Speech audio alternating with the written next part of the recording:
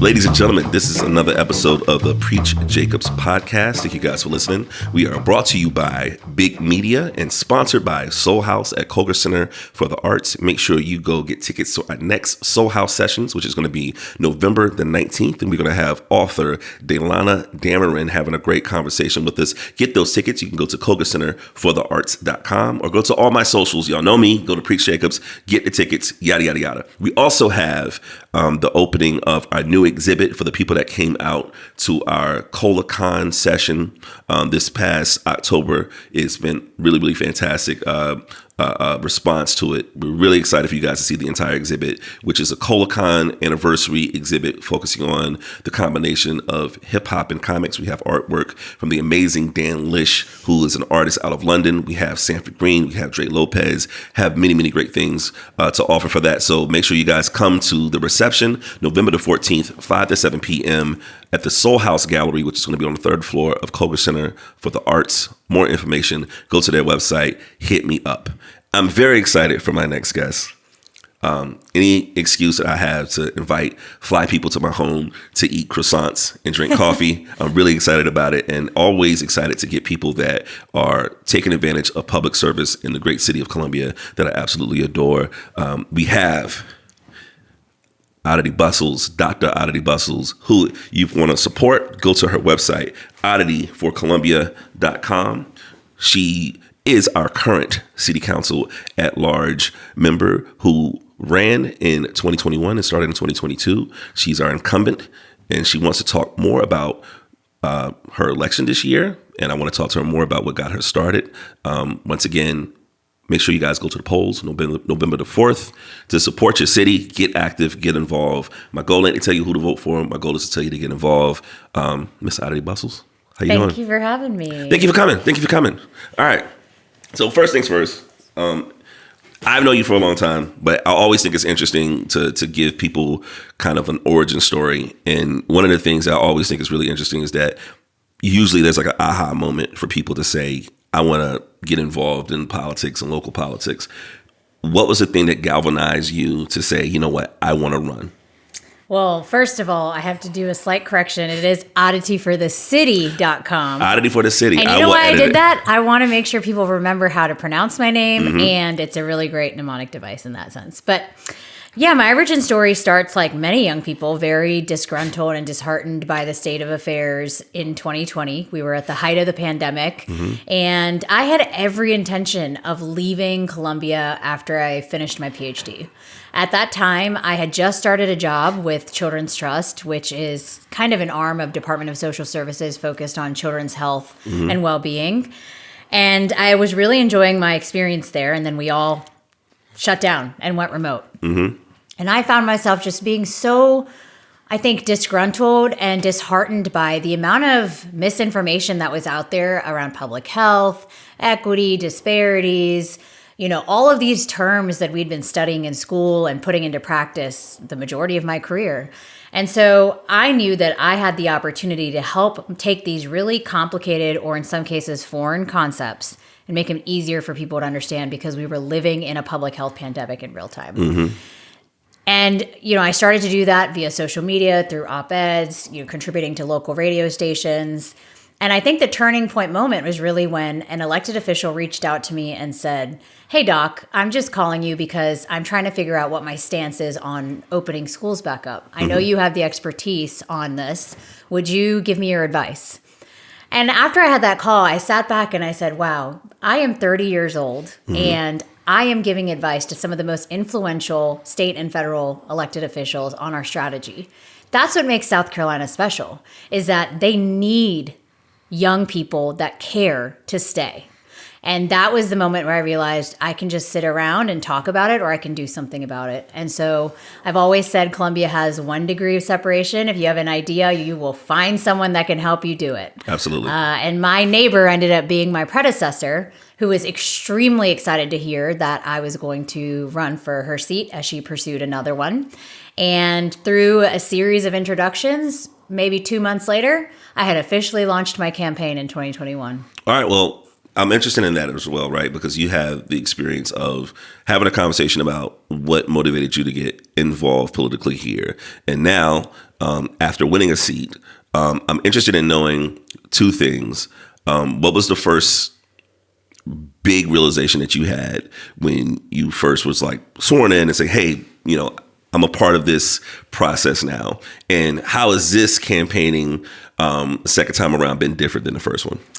So to answer that first part, I think people often ask me, was it what you expected? And I always answer, I didn't know what to expect. Exactly. I don't come from a political background. I think my only inkling of what local government was like was from Parks and Rec, right? And though in many episodes it is very accurate. I think I cried when Leslie Knope won her election because they did it so authentically and so well in that show.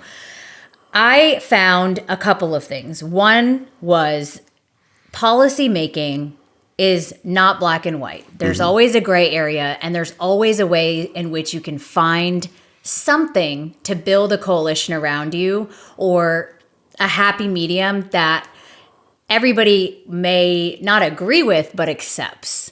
And that skill set is incredibly important in local government in order for you to move policies forward.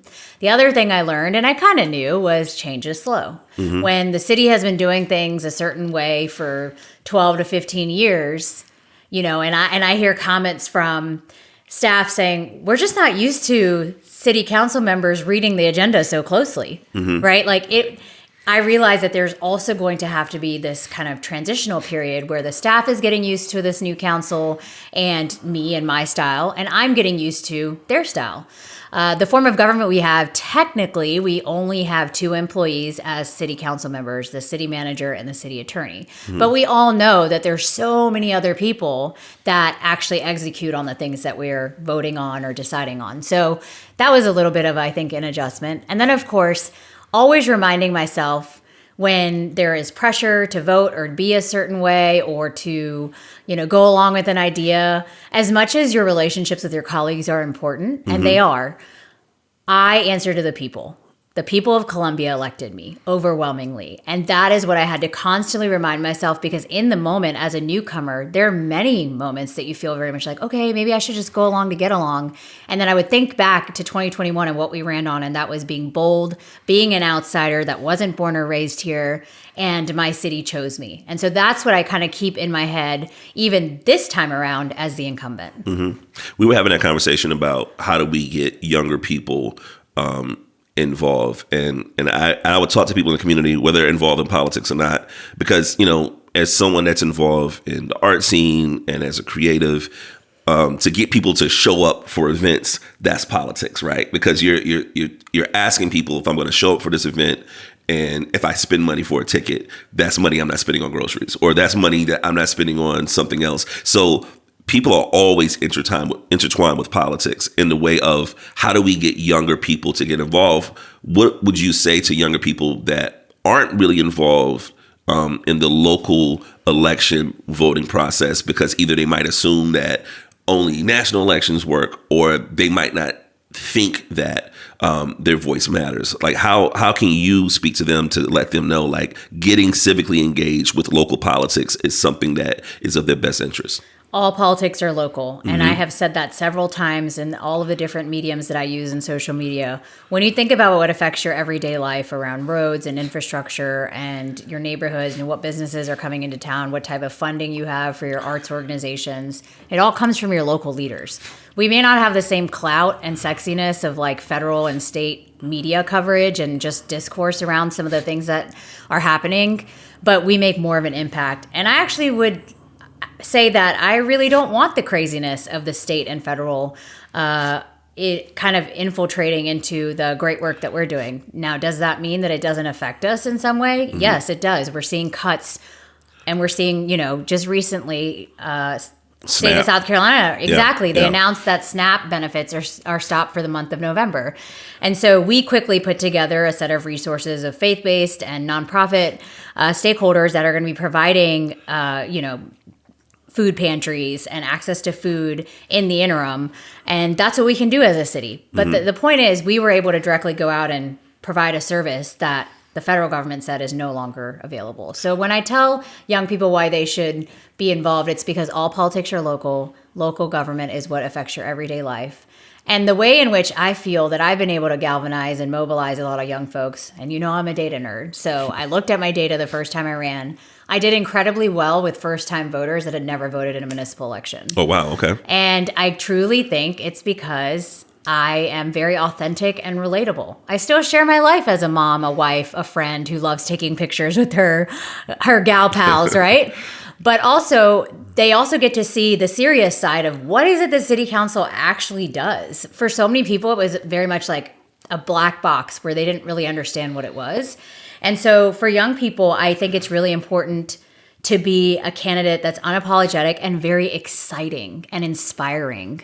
I think that's what Gen Zers and other kind of generations below me, which feels very weird to say because I feel like I'm still young. Yeah, that's funny because we're talking about young voters and it's like, I ran when I was 30. Yeah, but I mean, that's what they're looking for. They don't care so much about the traditional, I'm a Democrat, I'm a Republican. They're looking for someone who's inspiring. And I'll go so far to say they don't even have to agree with you on every single thing that you're running on or serving on. They just want someone that will listen, that shows up, and that is relatable and human. Mm-hmm. And I think that that's going to be key for this election as well. So what have you changed? I'm wondering when you ran for the first time, I always say that politics in a way, theoretically or philosophically, should be easy because it's not about what you think, it's what the people think, and you're trying to do the will of the people.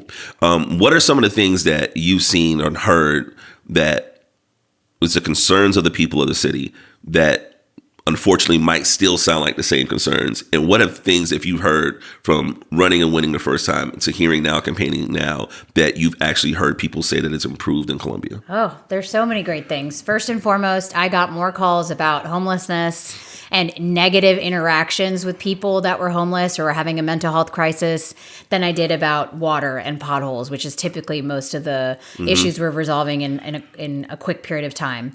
I have heard from so many people since the launch of Rapid Shelter Columbia, which was my first kind of initiative that I spearheaded alongside council and staff. Explain that more for people that's listening and hearing you for the first time. Explain that. So Rapid Shelter Columbia is essentially a short-term solution providing, I guess the cool term is tiny homes for people, but I think the important aspect is you get your own space. You get to live with dignity. You have running water. You have a bed. It is your own space where you can leave your stuff and get out of the hard situation that you may be in by connecting with providers, connecting with services on the campus.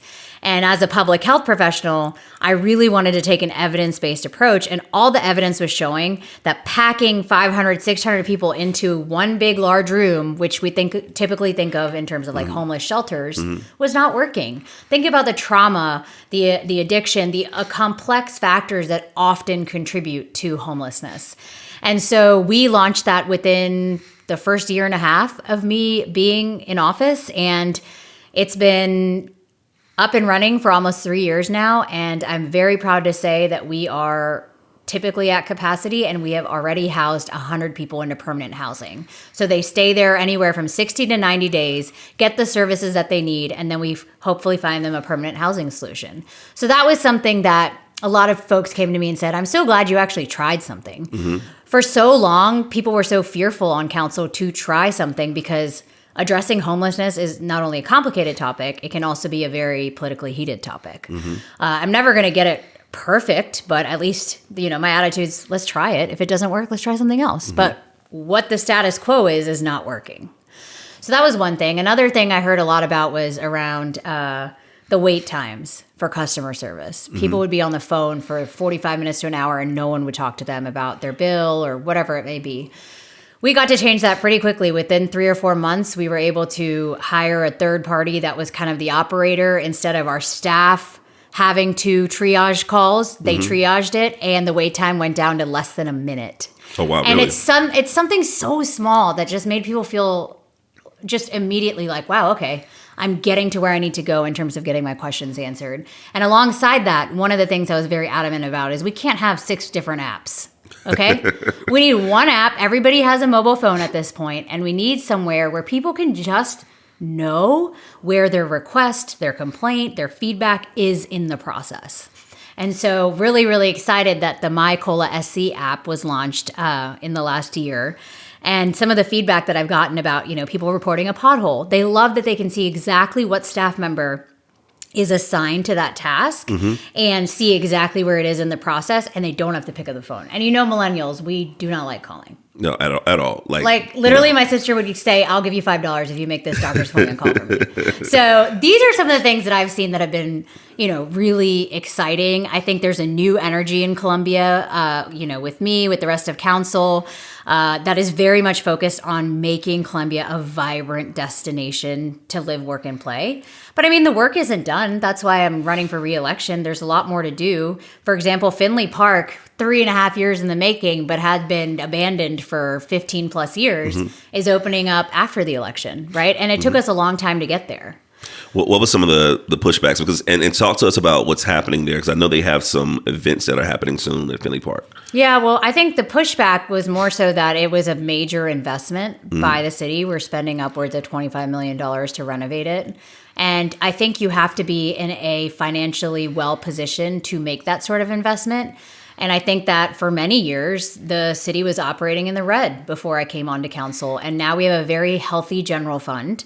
And we are able to finance things like Finley Park in a way that it's sustainable and it's also financially responsible. So very excited about Finley Park opening. The shows that you mentioned, one of the best practices in the parks and recreation world is activation of parks. So basically changing the norms and the culture about the types of activities and the types of interactions that you have at the park. So we just voted on our special events policy, including some of the fees associated with Finley Park. And the idea is you're going to have 4 or 5 major festivals there a year. And then, community groups will have the opportunity to reserve different parts of the park to do their activities. And what that does is it has people constantly at Finley Park, which then allows for some of the kind of concerns that people have had of illegal or criminal activity to greatly be reduced. And in addition to that, we've budgeted 100 additional personnel just focused on the safety for the park. Well, one of the things you were talking about is, sometimes one of the things you learn with city council is that things kind of take time. And a lot of times when you're talking about civic engagement, I was watching something and there was a conversation about the civil rights movement. And a lot of people that were talking about, hey, we understand that the stuff that we're fighting for, we might not see this, for a long time. How do you balance that? Since we're young, right? Well, you're younger than me, but how do we balance the idea of convincing the community that, hey, things that we need to invest in is going to be important that you're not going to see immediately? So when we have conversations about, development in the city, where it's always something that it has the possible long-term benefits, but there's like sticker shocks and sticker costs. Like, how do you figure out ways to have those conversations with the constituents about, hey, here's something that I can explain that might not be something that is understandable up front? So when you're talking about, investing in the community and saying, look, I understand that, some of these things might take time and you might not even see it when you're in office. Like, how do you handle that, being someone that is excited about seeing things move forward, but it takes time? Yeah, so I think that's a great question. You have to celebrate the small wins along the way, the incremental changes that are occurring, because you're right. There's going to be many things that, I'll look back and say 10, 15 years from now, I had a part in it, but it's not necessarily something that happened during the time that I was in office. There's a couple of ways, but I think the most important theme is you have to meet people where they are. There were a lot of my colleagues that were very uncomfortable with how transparent I was on social media about what the city is doing, including the times where I felt like we weren't doing a good job. But that has really helped engage a lot of folks that really didn't have an idea of what we have jurisdiction over, as well as, what we're working on. I also held town halls. We do one-on-one community conversations. And then there's also a lot of great kind of coalitions and neighborhood groups that often are a proxy for getting the word out in terms of what's going on in the city. And I have learned that people don't expect things to be completed overnight. They just want to know where it is. They just want to know where we are in the process. So I have tried to lead in a way that's very open and honest. And for example, recently short-term rentals, Airbnbs have come up. I was the first to say, we didn't do a good job with enforcement. We should have been enforcing our existing laws so that the bad actors that were running these short-term rentals were not messing it up for the rest of the neighborhood. I don't think that's very common to admit something like that publicly, but I think that's what builds trust and then people wanting to listen to you when you're sharing about the different things you're working on. What do you think is the thing that's going to keep people in Columbia? So if you're acting as the ambassador of Columbia, right? I think the biggest thing that happens when there's younger people involved in a city, they get done with school and then they're like, all right, I had to make this decision. If I get married, want to have a family, do I stay here? Do I move to a neighboring city? Do I go somewhere else? What is the thing that you could tell these young people to say, hey, stick around? Well, I think first and foremost, and I will call my colleagues out in academia as well, they don't even present or position Columbia as an option after graduation. So that's a major disconnect there. But two, if you have why do you think that happens? Because I just don't think they know all the things that are going on. And I think historically, the city really was just a college town, right? Now we are building an identity, and I'm proud to be a part of that identity. As you know, I did a lot of our rebranding work alongside council to really energize and help show the city as this cohesive entity that is excited about welcoming you here. And that actually led us to being able to build a bridge with Experience Columbia, allowing me to do some work that kind of crossed over the city and our tourism department to help promote the capital region. But I think that they just don't know, and it's just, that's just how it's always been, right? But I would tell young people, and I do tell them now, that there are many great things coming here. I recognize that we need more jobs that turn into careers. We need more large firms or industries that allow you to work here and compete with other neighboring cities. But I also think that if you're an entrepreneur and you need a space to build your idea, your dream, your business, we have several incubators that are coming online. We have several programs and I think groups that are focused on keeping those entrepreneurs here. And the great part about entrepreneurs is they're not wedded to a specific location. And I think that has been a missed opportunity for us to keep some of those folks here in Columbia. But I think young people want walkability. They want to pick up their coffee, walk to work, walk home. We're working on that in terms of infrastructure and doing some of the road diets that you've seen on South Main and 5 Points. And now hopefully if we get the funding on Assembly. But I think they also want jobs that are good paying jobs that aren't just state government or nonprofit. And I think that's what I want to focus on these next 4 years. What are the things that you're hearing on the campaign trail are like the main concerns that you are hearing from people when you're talking to them about, what they want you to do for this election term? Well, I think in general, people are really excited about the direction that this council has headed, focusing very much on quality of life and some of the things that we've talked about today. I'm hearing a lot about making sure that housing remains affordable for those that want to own a home. And that is something that while we can't do everything about it, we can certainly have, our role in ensuring that there's a more supply of housing for young professionals or families or even the elderly that want to live in the downtown core. I'm also hearing a lot of excitement around the riverfront that we've secured $20 million for to expand William Street, and as well as, of course, Finley Park and some of the, I think, large-scale projects that are coming in. But I think top of mind for folks is continuing for us to be transparent as a government, ensuring that there's more units of housing, and then, of course, addressing some of the disparities that we're seeing across the city around food access and some of the other kind of social determinants of health that we talk about. What is your background in the medical field and your way that you do your research? How do you apply that to your council approach? Yeah, I have my PhD in health behavior and health promotion.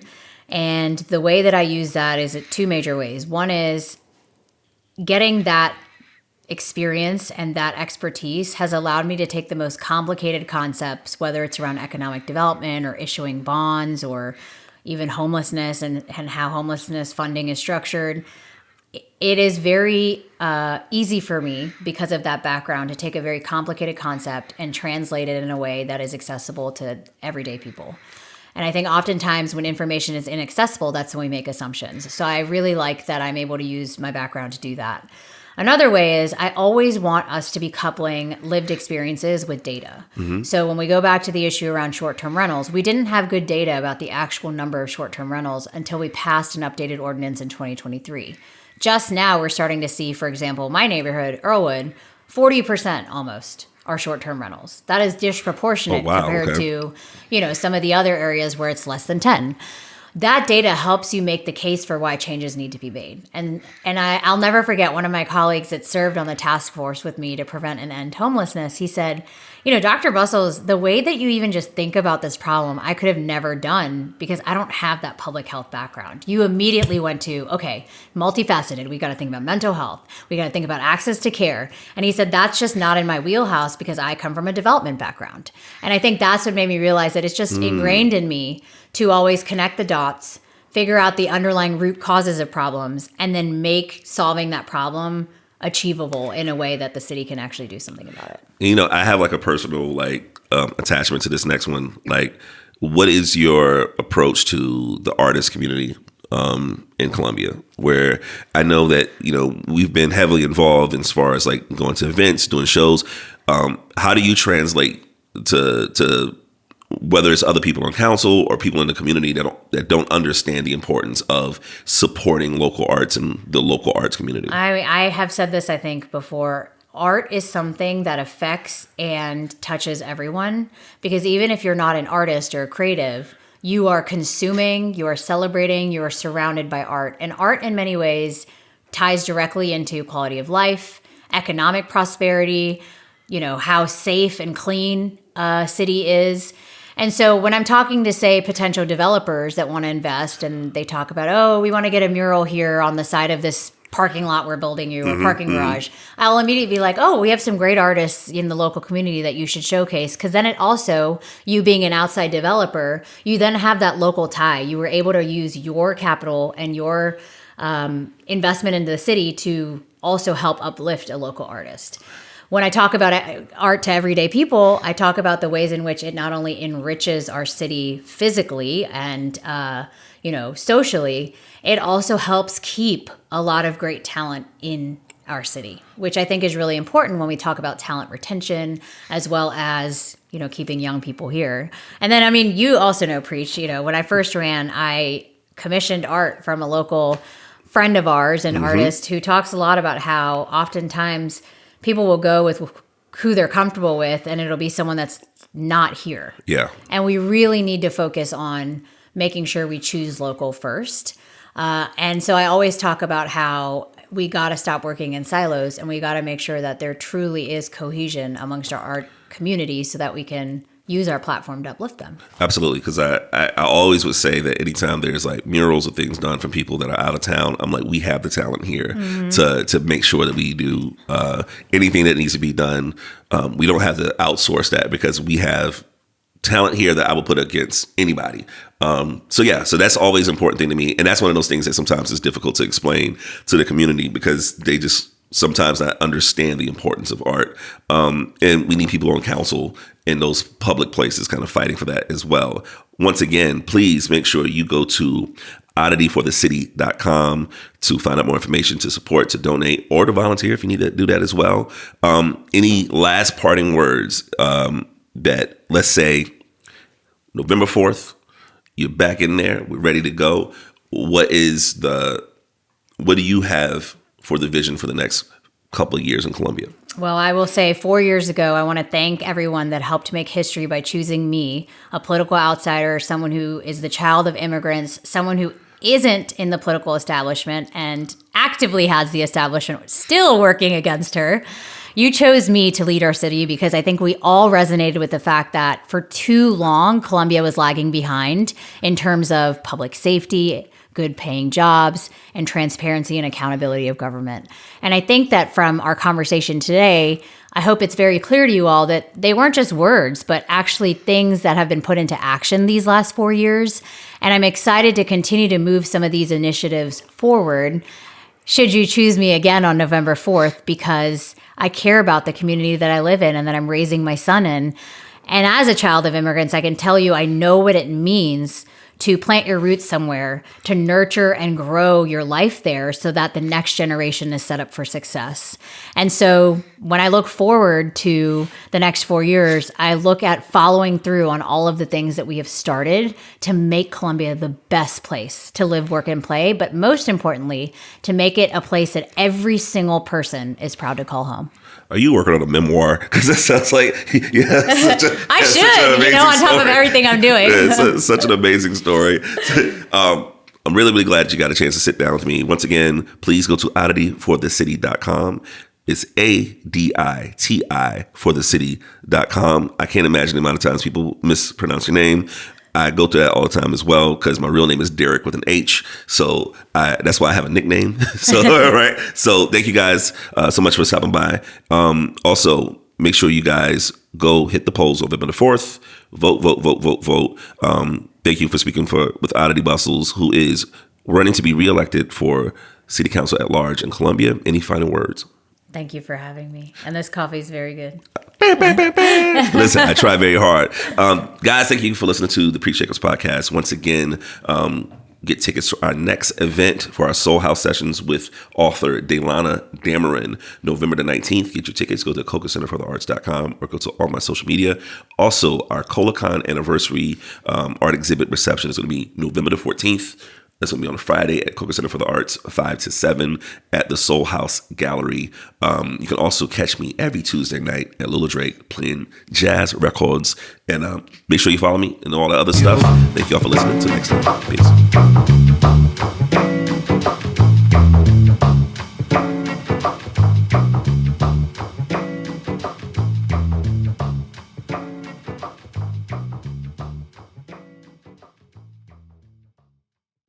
The preceding podcast is solely owned by its host or hosts and is distributed by Big Media LLC. Copyright 2025, all rights reserved.